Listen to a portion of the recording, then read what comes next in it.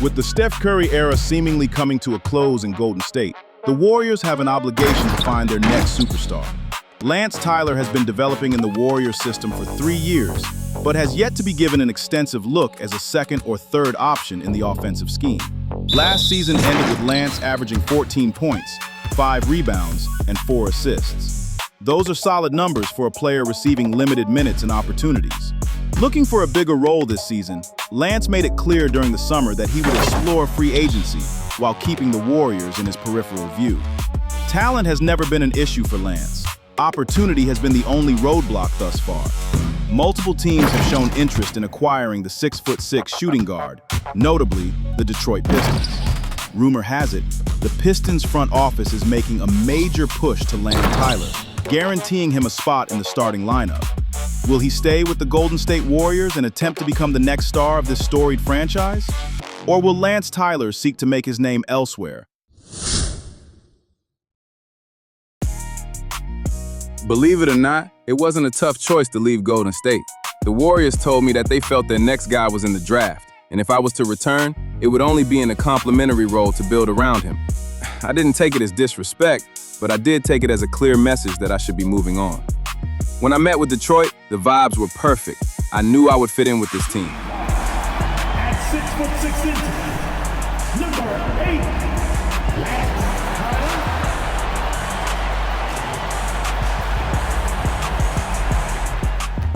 Tyler. My dad's side of the family is from Detroit, so I was looking forward to seeing what my pop's hometown is like. As far as the team, my relationship with Cade is solid. I've known him for a couple years. We mesh well off the court, so it's time to translate that to the game. Starting the season at home gave me a rush, but I still felt real comfortable with my new team. I changed my number to 8, for my guy Kobe. I was wearing number 33 for Kobe too. That was his high school number. I figured with a new start and a new team, I switch it up and go with the iconic number 8. It's been business as usual for me though. I finally got the role I wanted. The Pistons needed a big-time scorer to take them to the next level, and it's clear that I'm him. I wouldn't say that Golden State was holding me back, but it's clear they're rebuilding, and the Pistons are steps away from a championship. Those situations are totally different. I'm where I want to be, fam. But more importantly, if I want to win a championship, this is where I'm supposed to be. Being the second option on the Pistons is the perfect role for me at this stage of my career. Coach gave me the green light to shoot it at least 20 times a game.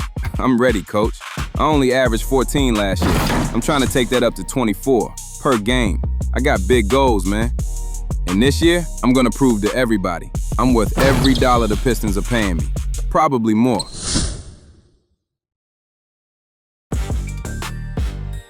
Our main focus this season is to be consistent. The team expects me to put up big numbers every night. I wanted this opportunity, and I'm making the most of it. Post-game interviews have become the norm for me now. When I was with Golden State, they would only talk to Steph, even if I had a better game than him that night. I don't want to sound like a hater, but those days are over. I'm glad to be in a city that appreciates my contributions off the rip. My dad was right about Detroit. I'm starting to love it here. I'm building a lot of chemistry with my new teammates, and we're having a lot of fun out there. As they say, winning cures everything.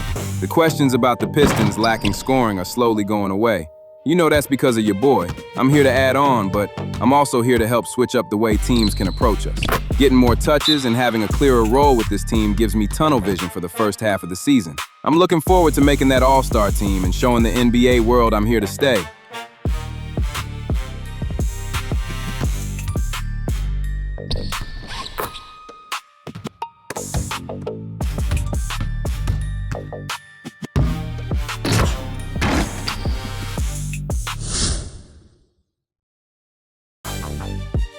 What's the word, y'all? I'm Kamari Boss, but you can call me KB. This is my 3rd year in OKC, and for the first time, the Boss nameplate is taped above a starting locker. Took me 2 seasons of garbage minutes, G League stints, and late-night film to get here. Now it's my spot. It's a contract year. Front office says an extension's on the table. My agent says, bet on yourself. Easy for him to say.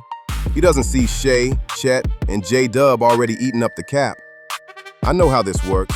Stars get paid, big men wait. But I'm not waiting anymore.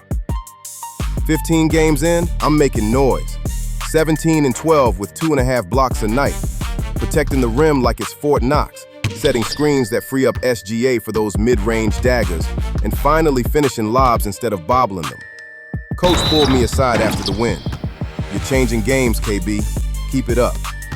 That's all I needed. I hear the whispers, though. Too many mouths to feed in OKC. He'll price himself out.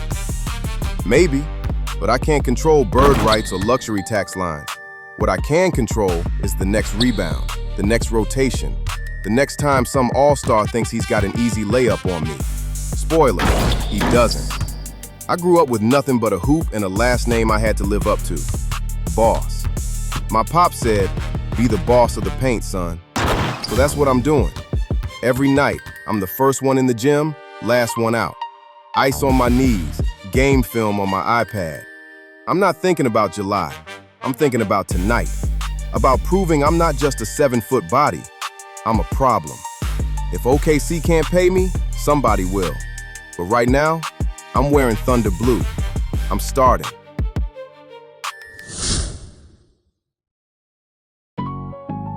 What if I told you the NBA's next superstar is an American-born player who's never played basketball in the United States until now? Sounds crazy, right? Well, meet Stephon Robinson. His parents married and relocated overseas at the age of 6. Since then, France has been his home. After 11 years in France, Stephon had his eyes set on the NBA draft. After being selected 3rd overall by the Miami Heat, Stephon Robinson is poised to be the first building block in the next chapter of the Miami Heat championship legacy. His extreme athleticism and highlight dunks are reminiscent of Derrick Rose.